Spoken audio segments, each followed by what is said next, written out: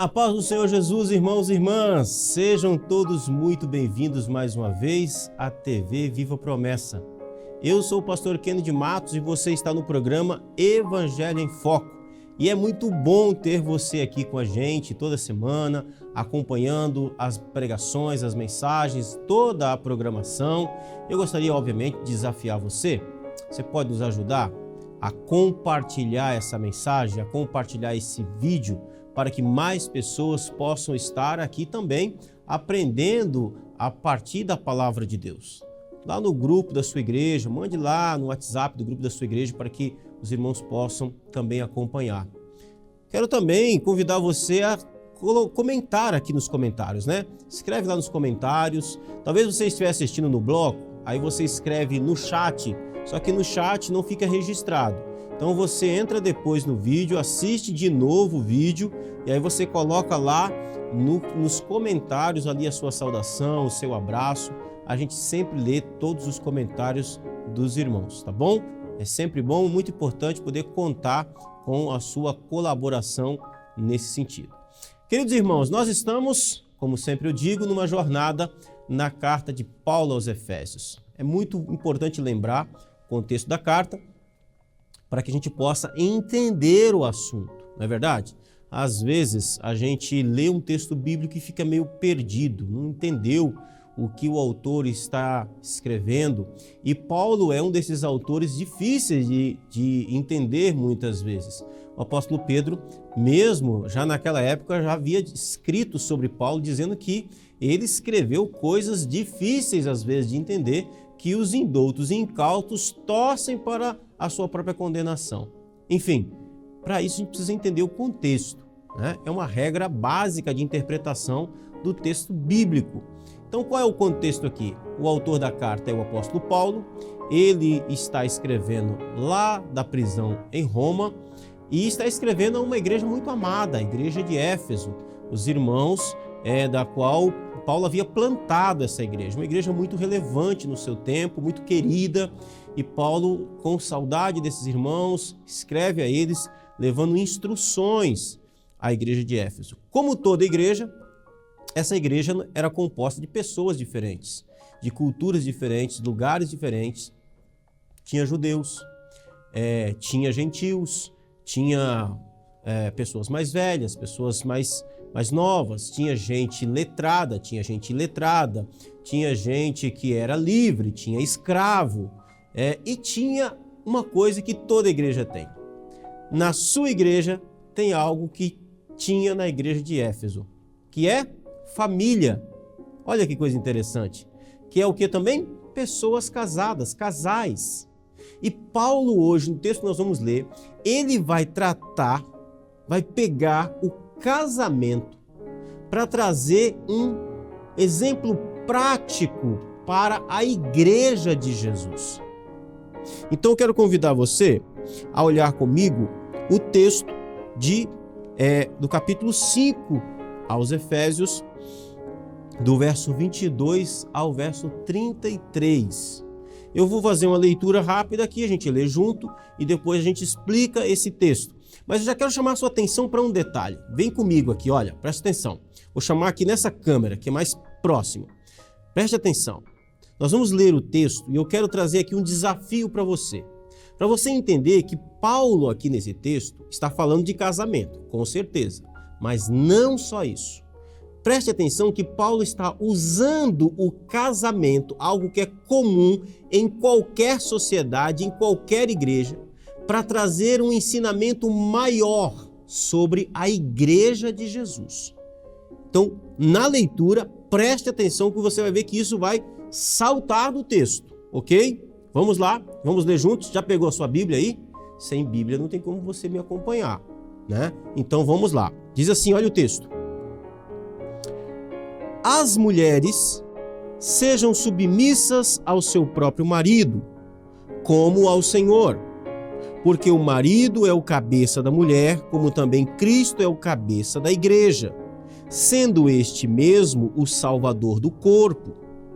Como, porém, a igreja está sujeita a Cristo, assim também as mulheres sejam em tudo submissas ao seu marido.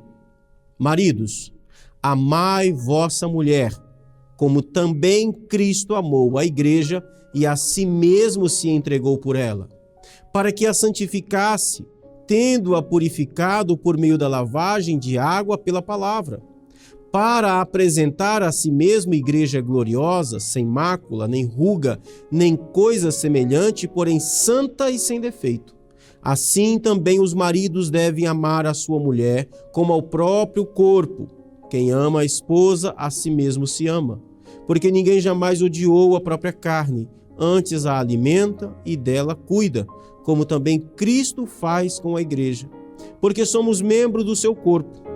Eis porque deixará o homem seu pai e a sua mãe, e se unirá à sua mulher, e se tornarão os dois uma só carne. Grande é este mistério, mas eu me refiro a Cristo e à igreja. Não obstante, vós, cada um de per si, também ame a própria esposa como a si mesmo, e a esposa respeite ao marido. Percebeu? Esse texto é muito interessante. De novo, Paulo está escrevendo para uma igreja com pessoas diferentes, culturas diferentes, cosmovisão diferente. Aí o que acontece?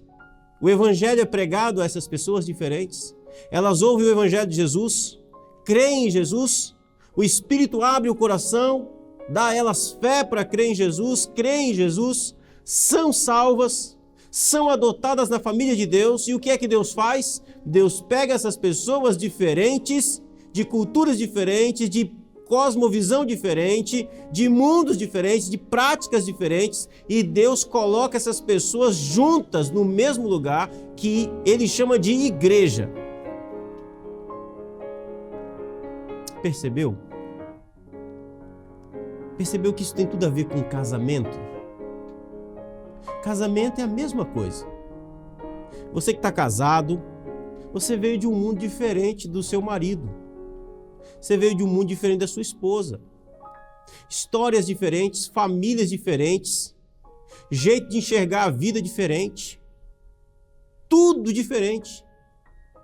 E quando você casou, duas pessoas extremamente diferentes, estranhas com relação à vida, foram colocadas para viver debaixo do mesmo teto. Qual a chance disso ter problemas? Todas as chances.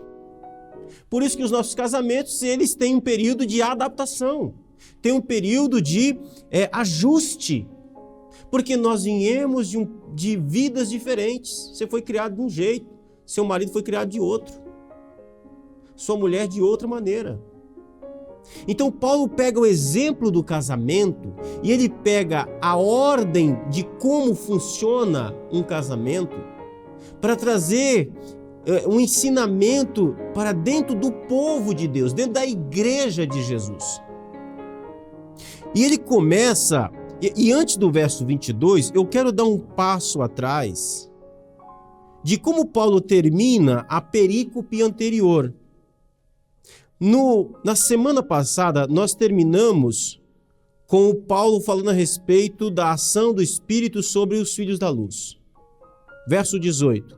E não vos embriagueis com vinho, no qual há dissolução, mas enchei-vos do Espírito Santo, falando entre vós com salmos, entoando e louvando de coração ao Senhor, com hinos e cânticos espirituais. Percebeu? Paulo falou, vocês são filhos da luz, mas vocês não vivem sozinhos. Deus colocou vocês diante de um contexto comunitário.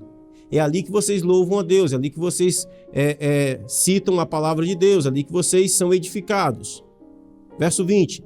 Dando sempre graças por tudo a nosso Deus e Pai, em nome do nosso Senhor Jesus Cristo. Ele poderia ter parado aqui, mas ele continua dizendo, sujeitando-vos uns aos outros no temor de Cristo. Na verdade, o verso 21 ele poderia estar junto aqui do verso 22. Por quê? Porque agora Paulo vai falar sobre a organização desse corpo. Paulo está dizendo aqui o seguinte, vocês foram cheios do Espírito, vocês são filhos da luz, vocês foram colocados em uma família, vocês foram colocados em uma organização, em uma instituição chamada igreja. E nessa igreja, primeira coisa que vocês precisam entender, que é uma coisa que é fundamental em uma organização, que é sujeição. Sujeitai-vos uns aos outros em amor.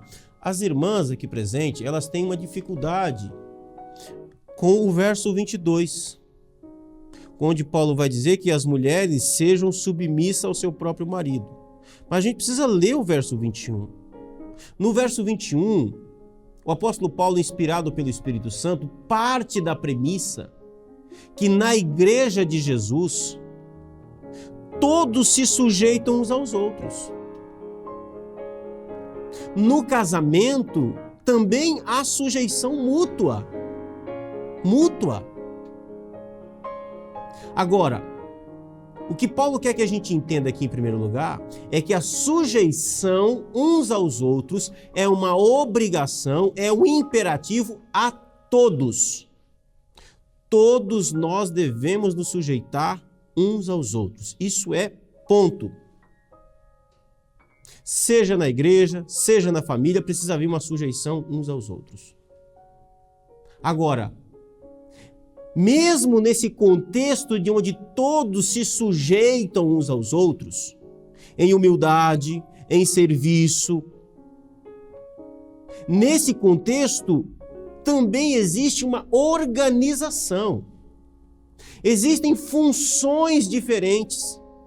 Existe uma organização que é importante. Deus é um Deus organizado. Deus cria os anjos e não cria todos os anjos iguais. Existem ordens angelicais. Tudo nessa vida existe ordem. Deus, lá em Gênesis capítulo 1, cria todas as coisas.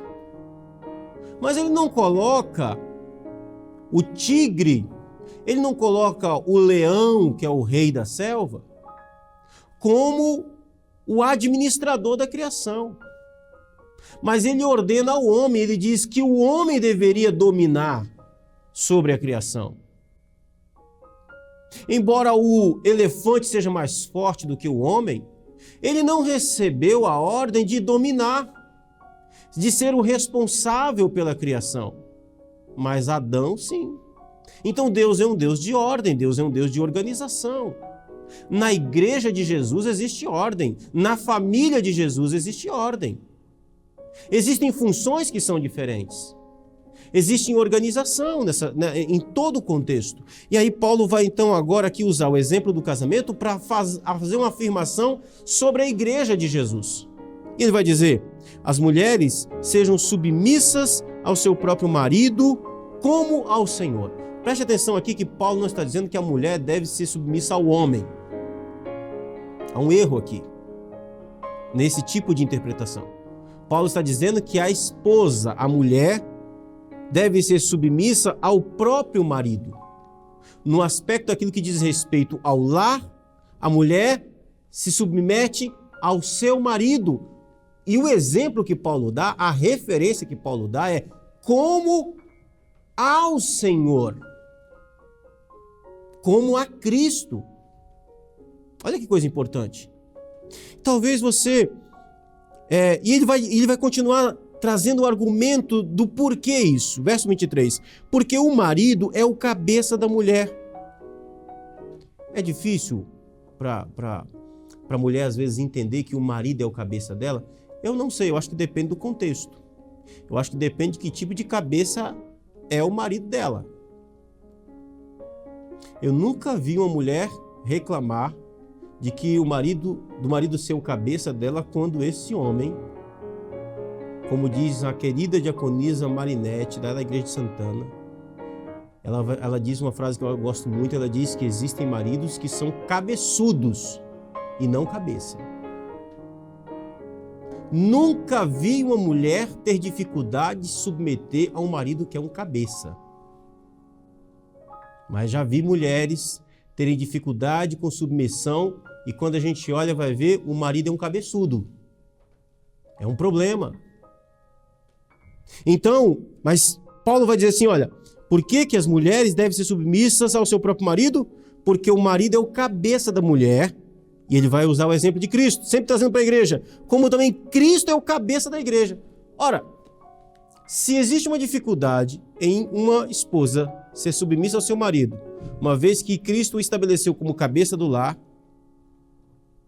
isso significa então que nós podemos, é razoável pensarmos de ter alguma igreja onde Cristo não seja o cabeça dessa igreja? Você ficaria em uma igreja onde Cristo não é o cabeça? Você participaria de uma igreja onde Jesus não é o cabeça dela? É o pastor que é o cabeça? Eu não participaria. Percebeu? Então, é disso que o apóstolo está tratando aqui. Ele está tratando de coisas mais profundas. Então, o apóstolo Paulo está dizendo aqui o seguinte: meu irmão, não importa se você é um judeu fervoroso, que conhece toda a lei, mas está aí na igreja de Éfeso. Mas se Deus levantou nessa igreja um gentio para ser o pastor, você precisa submeter a esse pastor. Assim como as mulheres se submetem ao seu marido. E vice-versa, Paulo está fazendo esse contraste sempre aqui. E ele continua, agora do verso 24, falando a respeito dos maridos. Ainda no verso 24 ele vai dizer: como, porém, a igreja está sujeita a Cristo, assim também as mulheres sejam em tudo submissas ao seu marido. Agora o verso 25. Maridos, amai vossa mulher, como também Cristo amou a igreja e a si mesmo se entregou por ela. Minha irmã, você acha difícil ser submissa ao seu marido? Olha o nível de exigência que Deus dá aos maridos. Meu irmão, o apóstolo Paulo, inspirado pelo Espírito Santo, diz que você, como marido, precisa amar sua mulher. Mas nem amar de qualquer jeito, não. É amar como também Cristo amou a igreja. E Paulo poderia ter parado por aqui, mas ele quer ser mais específico. Porque se Paulo para por aqui, poderia até ficar meio subentendido, subjetivamente, um amor subjetivo, embora o amor de Cristo em nenhum momento é subjetivo. Mas Paulo diz que deve amar a mulher como também Cristo amou a igreja e a si mesmo se entregou por ela. É um amor que se entrega. Perceba que Paulo não exige que a esposa se entregue ao seu marido, entregue a vida a ele. Ele diz que ela deve ser submissa ao marido. Mas o marido precisa amar a esposa a ponto de entregar a vida dele por ela. Porque foi isso que Cristo fez. Ele morreu, entregou a sua vida pela igreja para santificar a igreja, tendo purificado por meio da lavagem de água pela palavra. Meu irmão, minha irmã, meu irmão, marido, o seu amor pela sua esposa, sacrificial, como o amor de Jesus pela igreja, vai santificar a sua esposa. O amor de Cristo pela igreja leva a igreja à santificação, leva a igreja à purificação, leva a igreja à limpeza pela palavra. O marido que ama a sua esposa e se entrega por ela é aquele que a santifica, é aquele que a purifica, ou seja, não impõe sobre ela culpa, pelo contrário, tira dela a culpa, e é aquele que a lava pela palavra, é aquele que a limpa pelas escrituras, a direciona. Verso 27, com qual propósito? Jesus faz isso com a igreja, para apresentar a si mesmo igreja gloriosa, sem mácula, nem ruga, nem coisa semelhante, porém santa e sem defeito. Jesus aqui, ele faz tudo isso pela igreja, a sua noiva, para apresentar essa noiva de uma forma bela, extraordinária. Eu gosto dessa imagem porque é aquela imagem do marido que ele gosta de ver a sua esposa linda. E aqui um detalhe, viu, meu irmão? Falar aqui para você. Você gosta de ver a sua esposa linda? bonita. Precisa investir, né, meu irmão? Precisa de investimento. Jesus investe na noiva dele. Você precisa investir na sua. Não é assim? Então, olha esse cuidado, olha esse carinho. O que Paulo está dizendo aqui é que Jesus ama a igreja dele, esse povo que pertence a ele, e ele deseja apresentar esse povo de uma forma gloriosa. Olha as conexões que Paulo traz aqui, o contraste que ele trata entre o casamento e entre a relação entre marido e mulher e a relação entre Jesus e a igreja. Jesus tem um desejo de apresentar a igreja dele gloriosa. Você é a igreja dele. Você, tudo aquilo que Cristo precisa fazer para que você seja santo, ele faz. Ele já fez, e ele faz, e ele fará. Pergunta é, como noiva de Jesus, você tem sido apresentado, você tem vivido de forma gloriosa, santa, bela, refletindo a beleza do amor dele por você? Ok? Vamos continuar?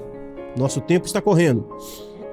O apóstolo Paulo continua dizendo aqui: assim também os maridos devem amar a sua mulher como ao próprio corpo. Quem ama a esposa, a si mesmo se ama, porque ninguém jamais odiou a própria carne, antes a alimenta e dela cuida, como também Cristo faz com a igreja. Olha que coisa maravilhosa. Então, assim o marido deve cuidar da esposa. Ele é o provedor. Ele deve cuidar da vida material da esposa. Deve prover seu sustento material. O marido é o provedor do coração da esposa, das emoções da esposa. Ele deve proteger a esposa. Aliás, meus irmãos, nós vivemos em dias difíceis. Eu tenho 41 anos. Eu tenho visto, para minha tristeza, homens que têm perdido a sua posição de homem. Tenho visto alguns homens onde não entregam mais a sua vida pela sua esposa. Homens que concorrem com a esposa. Isso é difícil. Não é a postura que o apóstolo Paulo está colocando aqui. O apóstolo Paulo está dizendo que o homem é o responsável, sim, pela esposa. O apóstolo Paulo está dizendo aqui que o homem é responsável pela provisão dela, pela proteção dela, pelo cuidado do seu coração. O apóstolo Pedro vai dizer que nós precisamos ter as nossas esposas como vaso mais frágil. Outro dia eu vi um vídeo de um pastor em que ele dizia que se o marido chegasse em casa e a mulher estivesse lavando o chão, e se a mulher brigasse com esse marido para que ele passasse por um corredor, era para ele sair pisando em tudo que ela estava limpando, porque ele era o rei da casa. Eu não vejo o apóstolo Pedro ensinando isso. Isso não é proteger a esposa. Isso não é amar a esposa. Isso não é amar a esposa como fosse sua própria carne. Porque se eu estivesse limpando um chão como marido e alguém chegasse e pisasse em cima, eu não ia querer que isso acontecesse. O apóstolo Pedro diz que os maridos devem viver a vida comum do lar com as suas esposas, cuidando delas, protegendo elas, tratando elas como um vaso mais frágil para que as suas orações não sejam interrompidas. Esse é o ensino das Escrituras. E não que o homem é o rei da casa. A Bíblia diz que o homem é o cabeça, não o rei. Então nós precisamos ter uma visão bíblica da relação matrimonial na nossa vida. Deus deu ao homem a responsabilidade de cuidar, proteger, prover, conduzir. É responsabilidade dele. Meu irmão, é responsabilidade sua. assim também como é responsabilidade do Senhor Jesus sobre a igreja dele. O Senhor Jesus nunca vai deixar a sua igreja conduzir o relacionamento. Nunca. Isso não aparece em nenhum lugar das Escrituras. É sempre Cristo que conduz o relacionamento entre ele e a sua noiva. É ele que vai voltar, é ele que purifica a esposa, é ele que conduz a esposa, é ele que a cuida dela, ele é o provedor, ele a protege, ele a livra, ele a conduz em vitória, ele vai à frente. E o apóstolo Paulo vai dizer, assim também tem que ser o marido com a esposa, porque Cristo é assim com a igreja, com a noiva dele. Ok?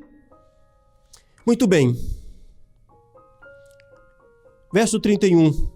E Paulo vai usar aqui agora um argumento lá do Gênesis, um princípio fundamental do casamento, eis porque deixará o homem seu pai e sua mãe e se unirá à sua mulher e se tornarão os dois uma só carne.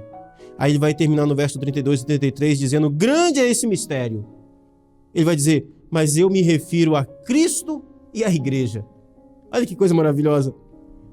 No fim, Paulo não está falando do casamento, Paulo está falando da relação de Jesus com a igreja e usando o casamento, que é um negócio que todos nós conhecemos, para exemplificar como é que ele lida com a igreja dele e para também nos instruir de como que nós devemos lidar com o nosso relacionamento, com o nosso casamento. Não obstante, vós, cada um de per si. Aí aqui Paulo resume tudo que ele falou. Veja que interessante. Parece que ele estava falando realmente da relação entre Jesus e a igreja, porque no verso 33 ele diz, não obstante, vós, cada um de si mesmo, também ame a sua própria esposa como a si mesmo, marido ame a sua esposa como a si mesmo, e a esposa respeite ao marido. Deixa eu falar um negócio para vocês. Sobre essa tensão entre a submissão da mulher ao marido e o amor do marido pela esposa. Nunca existirá uma mulher que terá problema de se submeter a um marido que a ame como Cristo amou a igreja. Nunca. Nunca. Ok? Meu irmão, faz a tua parte. Minha irmã, faz a tua parte. Aliás, para de ficar exigindo aquilo que você acha que você tem direito. Comece com os seus deveres. Comece com as suas obrigações. Meu irmão, o que é que você deve a essa mulher? Você deve amá-la, como Jesus amou a igreja. Minha irmã, o que é que você deve ao seu marido? Você deve submeter-se a ele, como a igreja se submete a Jesus. Agora deixa eu falar com você, noiva de Jesus, membro da igreja de Jesus. Tem autoridades aí na sua igreja? Jesus constituiu autoridades, crentes que foram salvos do mesmo jeito que você, pela mesma graça, porém, no corpo da igreja, existem funções diferentes, organização diferente. Tem pastores aí, tem presbíteros aí. Você deve submeter às autoridades da igreja. Você deve se sujeitar àqueles a qual Deus constituiu sobre você. Isso é muito importante, muito importante. Você deve se sujeitar às autoridades, à sua liderança. Liderança, você tem uma responsabilidade sobre esses irmãos. Você deve amar esses irmãos como Cristo amou e se entregou por eles. Deve servi-los como se estivesse servindo a Cristo Jesus. Amém? Vamos orar então, nesse momento? Pai Santo, Deus de amor e graça, nós bendizemos a Ti, Te glorificamos. O Senhor é extremamente sábio.